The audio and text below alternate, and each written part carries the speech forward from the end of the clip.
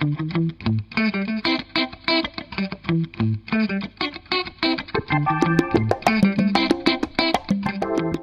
to Cyber Sentries from Cyberproof on True Story FM. I'm your host, John Richards. Here, we explore the transformative potential of AI, cloud, and cybersecurity, where rapid innovation meets the need for continuous vigilance. This episode is brought to you by Cyberproof, a leading managed security services provider. Learn more at cyberproof.com. On this episode, I'm joined by Chris Nyhuis, President and CEO at Vigilant. As AI becomes a bigger part of cybersecurity, one question just keeps coming up. How do you know when the data you're trusting is actually trustworthy? Chris and I discuss forensic validation, detecting meaningful change, the growing risks of AI data poisoning and manipulation, and why the future of security is likely a balance between deterministic systems, AI-driven analysis, and human expertise. Let's get into it.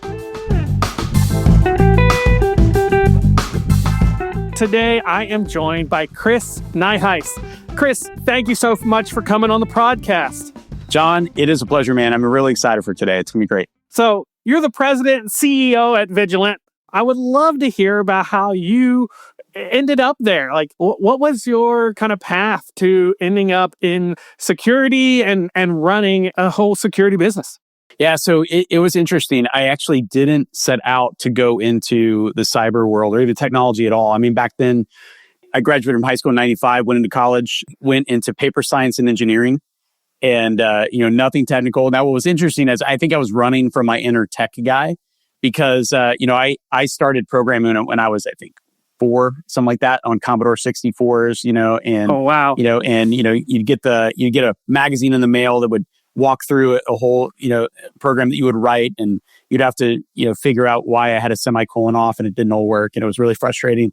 And going through BBS days and all the early, saw the tech industry grow, and built my first 386 when I was a kid, and for those of you that don't know what that is, go look it up. It had a turbo button. It was really cool.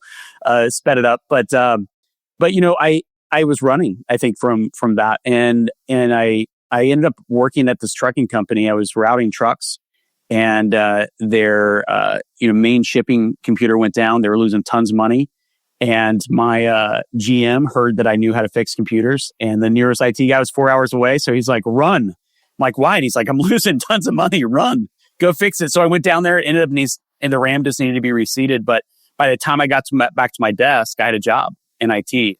And I'd done tech support before that. I did dial-up internet support, and that was fun. But again, I just was running from it, and got into it. There is when I first started seeing evil for the first time. When it's before cyber started. It was still IT operations primarily, and we had just put our first firewall in. We had just converted from hubs to switches, and we saw traffic coming in at these sites. And the thing that really blew my mind was that when I really put it together, I'm like, people are trying to hack this network or like get in. And again, it wasn't like it was just really early, but they're trying to get in, and we were going, why would they want to get here? And then you realize that we have compressed ammonia, and the systems people are trying to get into was our ammonia control systems, and you release ammonia and it just kills people, right? And that was when, because your lungs melt. And that was the first time I realized, crap, like this isn't just, opening up a CD-ROM drive and making it annoying. This is going after it. So I moved from there, went to another organization in the automotive industry, worked my way up to being in charge of their cyber. And at that place, I realized that this industry, although a great industry, it drives less towards standard of care and more towards a shareholder value world. And so when you mix those together, you end up with a degradation because you're trying to create this margin for the shareholder and not necessarily does this work. And that's not every company, it's not every organization like that, but it's a big trend. And so I decided that I wanted to jump out, jump into this side of the desk of the provider world and just do it the right way. And so we started Vigilant on 3 core factors. One, we were going to never be for sale. So we're not for sale. We've been offered tons and tons of times. We've turned them down, which meant we also took no private equity. And because we wanted to be in control of the ability to execute what needed to happen, that's led to us being able to have technology that really, really works well.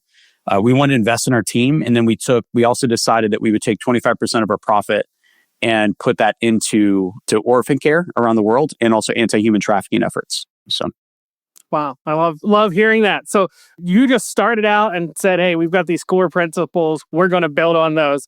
How long ago was that, and what has the landscape like? How has it shifted since Vigilant really got started? What's that journey look like?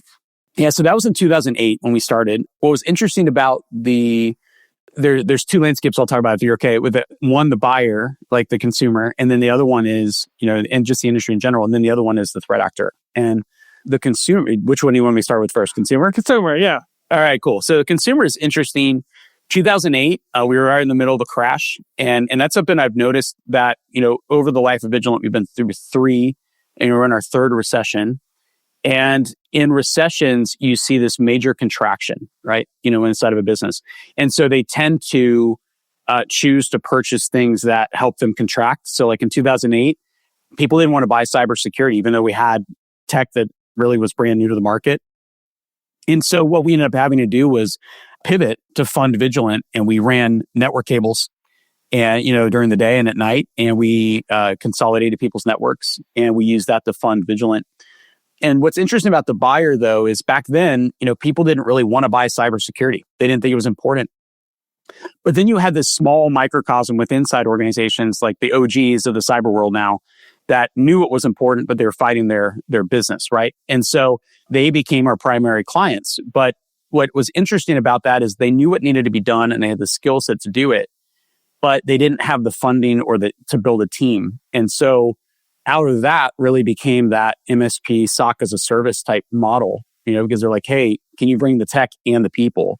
And we did that for a really long time. Now, what's interesting over time, because recessions change things, is a lot of organizations are now starting to contract from that. And they're saying, hey, we want our own teams inside these organizations, right? So, you saw this proliferation of MSPs, and we said, hey, let's just focus on doing what we do best. Let's focus on building technology. Let's focus on empowering MSPs. Let's focus on creating this, umbrella for MSPs to be able to come in or the consumer to build their own SOC teams and just supply, the right technology to solve the job.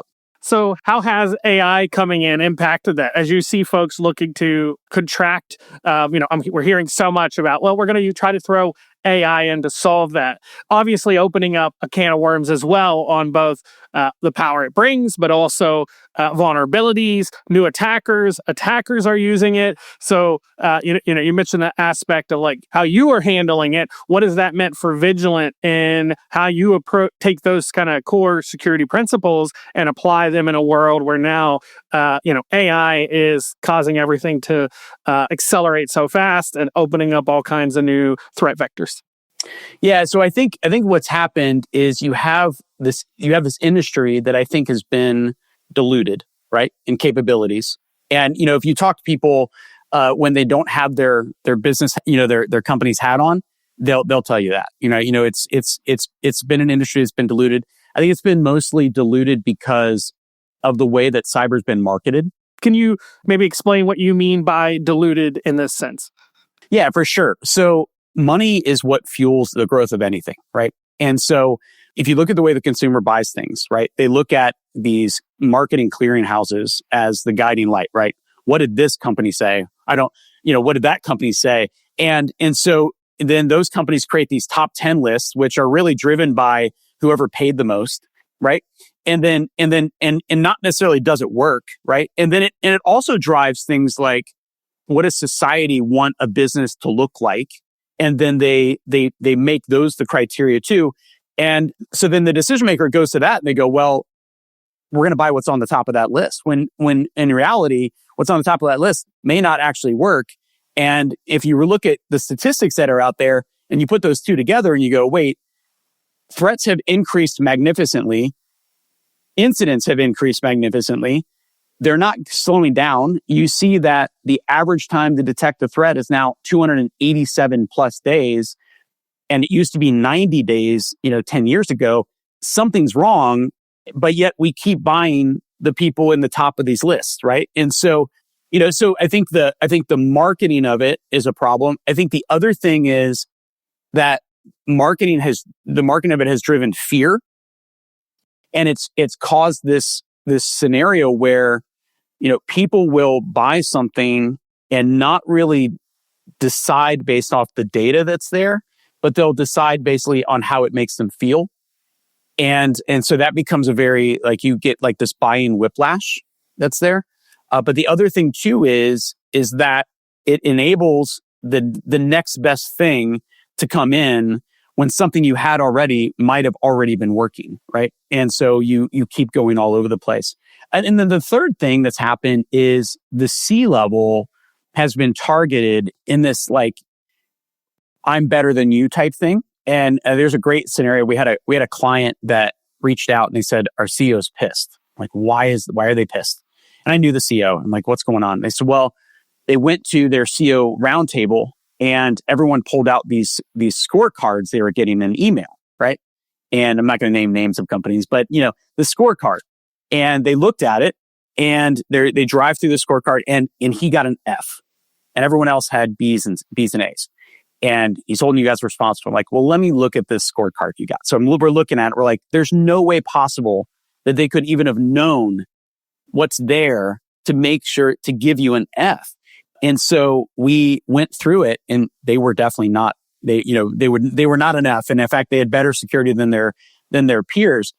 And what was interesting about it though, is we called up this company that sent these emails out and we got all the way through to their engineers and we said, there's no way you could know this. And the guy goes, yeah, but there's not. This is a lot. This is an email we send out just trying to get business. I'm like, oh my gosh. Wow. And the CEO was on there. And so it was really interesting. So he went back to that meeting and gave them a report that we gave him. And he goes, look at this. And then he felt, his ego was, felt bigger. So there's this, this industry has become this marketing powerhouse and it isn't necessarily driven by it does something work or not, and so that's created a amazing place for threat actors to thrive because although they've gotten way more advanced, they don't have to do advanced attacks to get into organizations. I don't like hearing that, but I know it's true. So let's talk a little bit then about how you are differentiating in that space and why it's worth looking outside of these lists. And I know from having been on the side of the service provider of being like, oh, we got to pay how much to be on your list? Is that worth it? And what does that mean? So, yes, the industry has some challenges, but it totally does. Yeah. What for these folks like the CEO, what are the things right now that they're worried about in this kind of AI space, and then how are you tackling that to bring oh no, we can come back and show our own report. What is it that you're showing to say, hey, don't worry, we've got you covered? Yeah, it's a little side there. We actually helped write one of the first MDR reports that were out there years ago, and we wrote it. And then about a month later, that organization came back and they said, hey, do you want to be on the report? We're like, yeah, we wrote the report. Why would we not want to be on it? And they said, well, it's going to cost $250,000. We're like, no, we are not doing that. So we ended up not being on the very first report that we actually wrote, which was, helped write, which was crazy. I think CEOs are getting to the point, as I speak to them, one, they're starting to admit in some cases that they don't have all the answers for this. And this is the thing that's really weird for them, because it's the one thing they haven't built organizational intuition on, because they were never analysts. They were never digging into threat actors, right? They weren't digging into how an attacker attacks. And so if you look at every other part of their business, you could bring them a spreadsheet and they'll know what's wrong. They won't know why, but they'll know what's wrong, right? But the same with cyber, they don't. And so there's this weird battle inside of an organization where the CEO is trying to figure out, does my team just want something cool to play, tools to play with, or is this something that's legitimate? And the problem with that is that they're asking the questions of their team that their team doesn't know how to communicate. And so one of the things that we've done at Vigilant for our clients or the groups that work with us that take us into their clients is we've built persona dashboards, and that all those persona dashboards actually tie together so that way, if an analyst sees data, it translates that to the CEO. So that way they can literally sit in the same room, have the same conversation on the same things, and the application's doing is doing the work for them to help communicate, right? And that's the biggest part, because a CEO is going to look at, and I'll just say, you look at the personas. A CEO, they need to communicate up, and they need to lead down, right? And so just understanding that in order to help a business thrive, you have to enable that, right? You have to enable that. Well, I mean, I know from having our short discussion before this, you talked about data matters being a core concept. And we could see that here in how you're educating people and their responses up. What does that look then on the actual data side on how you bring the information so they know what to focus on and what they need to tackle? Yeah, and that's it. John, I think that's the crux of everything in cyber, is that people have to ask, where does data come from and how is it protected in and I don't mean like, how is it protected in transit? Like, did someone see it or not? It's how do you make sure that the data that you saw, right, or received is the data you're actually interpreting, right? And, and that's really important, because back to the C-level again, the moment they distrust the data that's been put in front of them, they will not trust anything again that you bring to them, right? And because they associate it to the person, right? And they associate it to the tech. So they quickly will move on, because the CEO is a very short thinking span. They put in terms of they make a decision, they move. And so you have to make sure that data integrity is there. So when companies are buying cyber, the very first question they should be asking is, how are you collecting data? Like, where does it come from? And when you look at that ingestion pipeline, is what we call it, right? The first thing you have to do is you have to establish ground truth. You have to know that the data that you're interacting with, that you're capturing at the very first point, hasn't been manipulated. And there's ways to do that, but I'll tell you what's happening mostly in this industry, and I'll say it's because it's cheaper for the vendor, right? Is they've stopped connecting on the wire, right? They're pulling off of a firewall logs, or they're pulling off a switch. And when you look at the architecture of these devices, a switch has an ASIC chipset. A firewall has an ASIC chipset. They're not running processors that can even do deep packet inspection. And then when you go to where, you're connecting a security technology to a span port or a mirror port, you're losing 30% of your traffic off the bat, because you're not getting one-to-one, collection and pass. The switch is passing 100% of the data, but you're not collecting 100% of it. And then you're also stuffing 48, 96 ports down into one or two, and you're losing packets there too. So when you think about ingestion, if you're collecting off of a firewall or a switch, you're losing 30% of your packets. Then you're passing it to a detection system that also is running those lower level processing systems like ASICs, right? That are, your pizza box. You're losing more data there. And now you might have 40%, 50% of the conversation that the threat actor did. And so what's happening is a threat actor knows that they can weave in and out of those degraded spaces, and they don't even have to worry about being detected, because they're just hiding in that gap. Then you turn that into AI, and you take AI and you say, hey, go learn on 40% of the data. You're exponentially going to get negative learning. So what's the approach to get around that then? Yeah. So, I mean, I'll say this. I study warfare all the time. It's one of the first things I do in my job, just as a CEO in business, as a CEO of a cybersecurity company. And there are time-tested ways to do things. Now, they might be a little bit more expensive, but a breach is way more expensive than it would be to do a little bit more expensive. And so, first and foremost, I would never, ever, ever trust data for a cybersecurity system that comes off of a span port or a mirror port, ever. For us, if we're implementing technology inside of a client environment, we're putting taps in place. external, internal, east, west. We're tuning in. We could tell our clients how much packet loss they have at any time.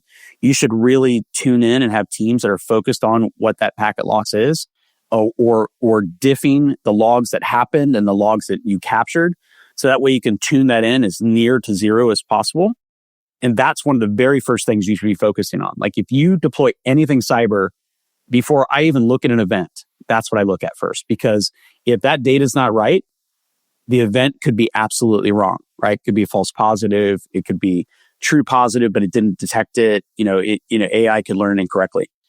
The other thing too is, and we'll get to this around, as we talk through AI a little bit more, but the way in which people even process data with AI right now today is very fad based, and it's producing tons and tons of hallucinations and false positives. And so, that's a negative. But again, the very first thing is, I'd be focusing on taps. The second thing is I would look at the systems at which I'm detecting on, right? Whether I'm using a cloud provider, I would ask a cloud provider, hey, at what level are you responsible?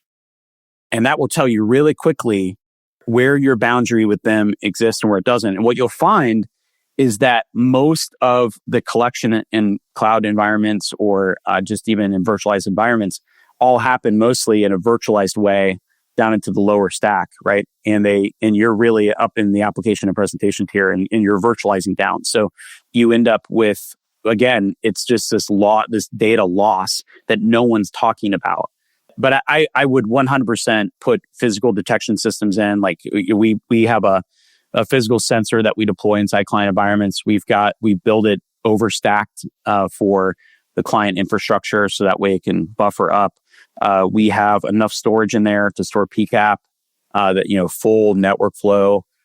We've built on Intel stacks that can do deep packet inspection, because at the end of the day, like the collection matters. And everything else downstream, it doesn't matter how amazing your AI is or how amazing your detections or correlation or how amazing your Intel teams are. If your collection sucks, you're done. If they're trying to learn on that data, then you're actually feeding bad data in, and your actual learning process is degrading and going downhill just from the fact that you're not giving it what it needs to understand the full scope fully. Oh, big time. And, we even look at it, like what if threat actors started doing, again, they don't have to do major, crazy advanced attacks, to get into most organizations. They just don't. But one thing that we do see a lot is what we call the joystick effect, which is basically where they're out buying, they're spinning up thousands of different EDR providers, and they'll actually send detection to it or different types of traffic to train and manipulate the training to negative train on the back end to miss what they're doing. You see that inside client environments with logs, right? They'll manipulate logs. I mean, even like a couple weeks ago, this has been happening for last year, basically, but it's becoming more, I'll say this has been happening for years, but people are just now starting to talk about it. The fact that you can unhook an EDR platform on the device, carry out an attack, and hook the process back up. And most of the providers aren't going to see that. And so you can then embed attacks that are there, and then it just sees it as good traffic. And again, you're manipulating it. And what takes place through that joystick effect, or why we call it that way, is because you can actually manipulate security teams based on the logs that you give them. Now, that has been happening for decades, right? Every incident I've ever worked on, you've always had manipulated logs, and they manipulate them for that reason. The problem now is that humans are not going down that path and going, I wonder if these logs are manipulated. Oh. What they're interacting with is the events or the output from AI, and then they act on it.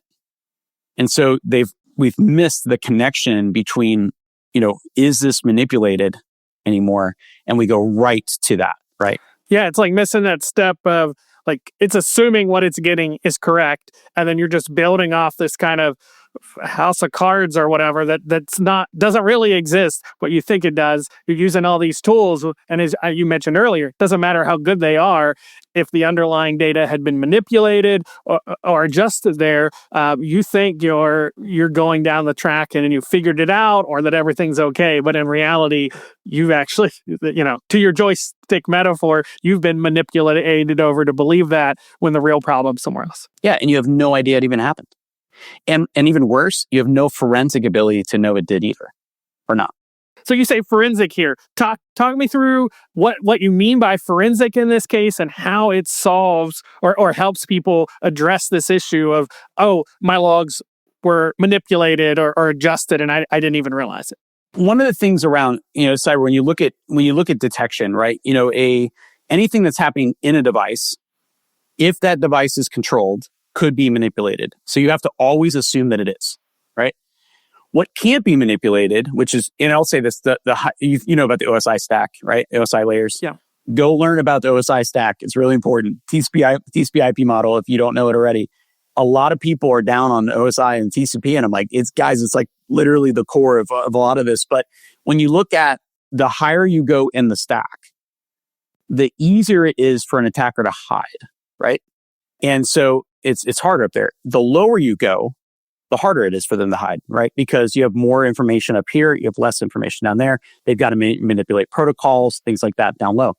And so where do threat actors operate most often? At the top, right? Now, the flip side of that is, where is it less expensive for a cyber company to do cyber security? Up in the top. Where is it more expensive for them? Down below. So that's where, like I said earlier, margin matters, right? When you're dealing with cyber companies. But when you look at dealing with that manipulation, you have to get into places that is harder for them to hide. And so when you're doing cyber just inside of a device or logs, that's a completely manipulatable environment. So you have to validate that environment hasn't been manipulated. So what you do is you detect around it, right? And you do that in a way that isn't in line. You have to make sure you protect the ability to collect. That's why using passive taps and things like that are really important. If you have a span port and someone takes over your switch or your firewall, they're going to manipulate your feeds, right? So you have to make sure that from end to end, you have chain of custody, knowing that these bytes I collected are the same bytes on the other end. When you have that, now you can compare what's happening in a device and outside. And if those don't match, right? If the communications coming out of that system don't match what you're seeing on the inside, like say, for instance, you're seeing encrypted traffic somewhere, but on the inside, it's not showing you the encrypted traffic. Well, now you know what the threat actor is doing, right? Like really quickly, it's like, oh, I need to look at this encrypted traffic, what's causing it. And the reason you wouldn't see it on the inside is just because the actor would manipulate it to where you can't see it with EDR, right? So that's the big thing, is you have to be able to see what's happening around something and inside of that thing at the same time. And that's the big key. So where does using AI come into play as you're doing this? Is it, we can't use that because it's going to be looking at logs that maybe aren't correct? We need humans to look at this. Is there kind of a layered approach, or what do you see as the model you're recommending when you're working with people of how they use AI, use humans, look through all of this, that kind of responsibility there? There's a bunch of companies that want to remove AI out or remove humans out of it completely. I think that's a bad idea. I think humans they always have this innate, built in, I believe, created intuition, right? To be able to put things together in ways that I don't think, I may be a naysayer, but I don't think AI can. Now, what AI can do is it will get way, way better at pattern matching than we are. And that's really what it is, right? It's going to get faster, better, the more process we put at it. It's going to be amazing at pattern matching. So what we do with AI is we first take data as it comes in. Well, first we make sure it's forensically validated, right? The second one is we want to make sure that we're able to really quickly do true correlation with that data. Once we do that, we take it through what we call a deterministic pass. So we're looking at things that we have already established ground truth to, they're verifiable, they're hard evidence, back to that forensic validation, that diff, right? And we pass those through, whether it's that forensic validation or if it's IOCs or YARA or like CV validations, things we know to be true. Then we pass it through AI, right? And we look at, okay, well, what did that deterministic pass miss, right?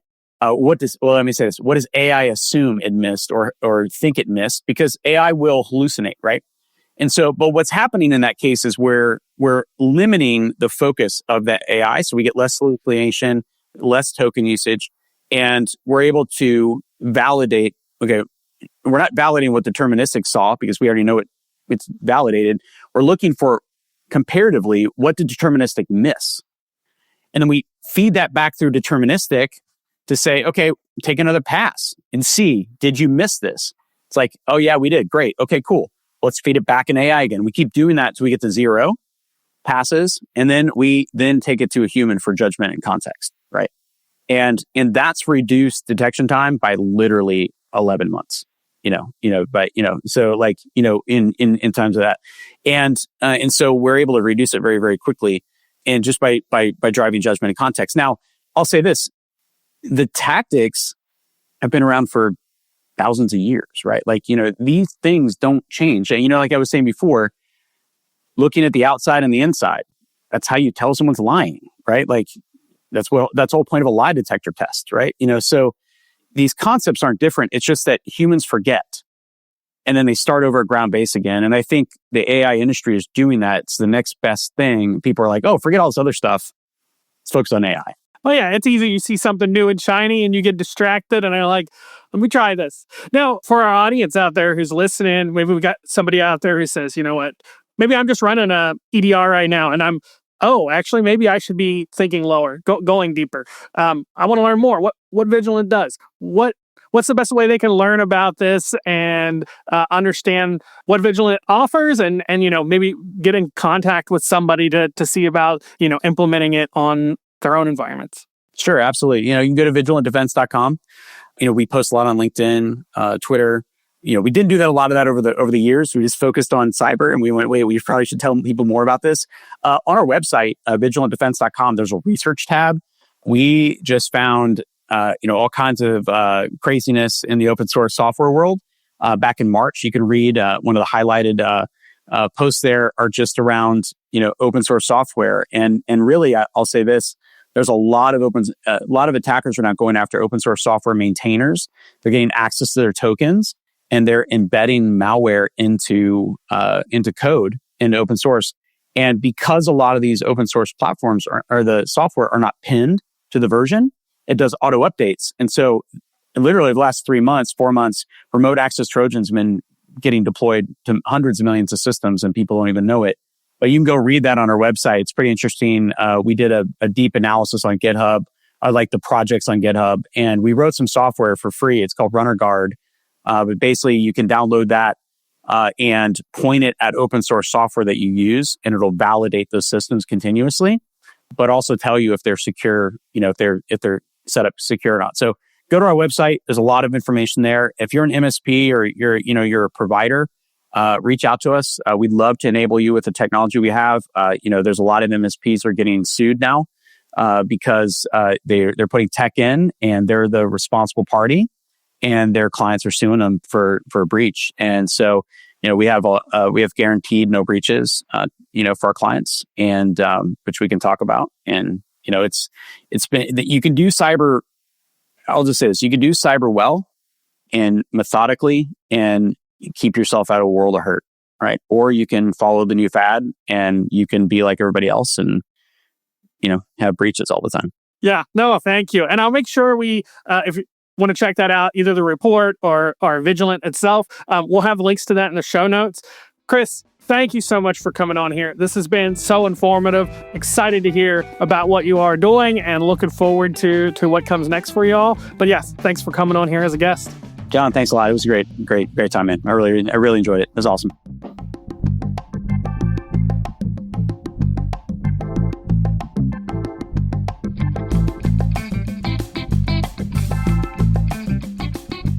This podcast is made possible by Cyberproof, a leading co-managed security services provider, helping organizations manage cyber risk through advanced threat intelligence, exposure management, and cloud security. From proactive threat hunting to managed detection and response, Cyberproof helps enterprises reduce risk, improve resilience, and stay ahead of emerging threats. Learn more at cyberproof.com. Thank you for tuning into Cyber Sentries. I'm your host, John Richards. This has been a production of True Story FM. Audio engineering by Andy Nelson. Music by Amit Sagi. You can find all the links in the show notes. We appreciate you downloading and listening to this show. Take a moment and leave a like and review. It helps us get the word out. We'll be back next month right here on Cyber Sentries.